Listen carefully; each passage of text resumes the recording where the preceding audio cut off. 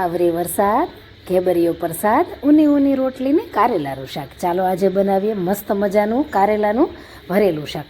હા, પરંતુ આ કારેલાને આપણે ભરવાના નથી, તેના બી કાઢી લેવાના છે અને 4 કારેલાનો મેં ઉપયોગ કર્યો છે. અને ત્યાર પછી એક લીલા નાળિયેરનો ટુકડો લેશું. જો લીલું નાળિયેર નથી તો સૂકું પણ લઈ શકો છો. હવે જે સમારેલા કારેલા છે તેમાં 1 નાની ચમચી પ્રમાણે મીઠું મિક્સ કરી દેવાનું છે અને 20 મિનિટ તેને રહેવા દેશું. ત્યાર પછી એક મિક્સર જાર લેવાનું છે અને તેની અંદર લીલા નાળિયેરનો ટુકડો ઉમેરી દઈએ, શેકેલા શિંગદાણા ગાંઠિયા ઉમેરી દેવાના છે, વરિયાળી ઉમેરી દેવાની છે અને બધું પીસી લેવાનું છે. ત્યાર પછી મીઠું ચડી જાય એટલે જો સરસ એવું તેનું કડવું પાણી છે નીકળી જશે.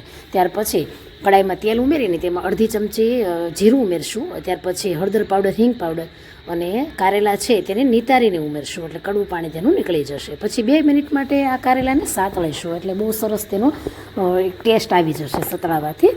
હવે ઢાંકી દઈએ અને 70% જેટલું તેને કૂક થવા દેવાનું છે. અને કારેલું ચેક કરીએ તો આ રીતે તે સોફ્ટ થઈ જવું જોઈએ. અને એવું લાગે તો 1 થી 2 ચમચી તમે પાણીનો પણ ઉપયોગ કરી શકો છો.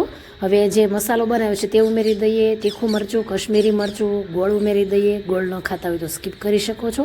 ધાણા જીરું ઉમેરી મિક્સ કરી લેવાનું છે. તો મસાલા બળે નહીં એ માટે જો અડધા કપ જેટલું પાણી ઉમેરવાનું છે અને ફરીથી આપણે તેને મિક્સ કરી લેશું. તો મિક્સ કરીએ એટલે ખ્યાલ આવે કે વધારે પાણીની જરૂર છે કે કેમ. મસ્ત એવો જો રસો દેખાય છે ને, પરંતુ હજી આપણે તેને પકવવાનું છે.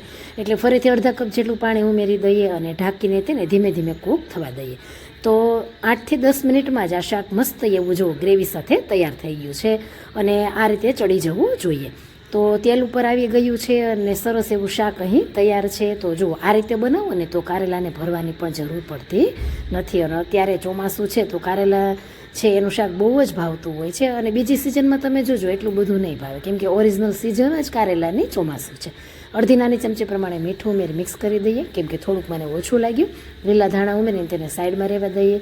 હવે આ કારેલાના શાક સાથે છે ને તમે રોટલા અથવા ભાખરી ખાઈ શકો છો. તો મેં અત્યારે ભાખરી બનાવી છે, પરંતુ આપણે ગુજરાતી ભાખરી ન બનાવતા તેની સાથે મેં રાજસ્થાની ભાખરી બનાવી છે. અને પ્રમાણમાં તેને થોડી જાડી રાખીએ અને ઉપરથી જો એક બાજુ ડિઝાઇન આવે ને એટલે આ રીતે ડિઝાઇન કરવાની હોય છે.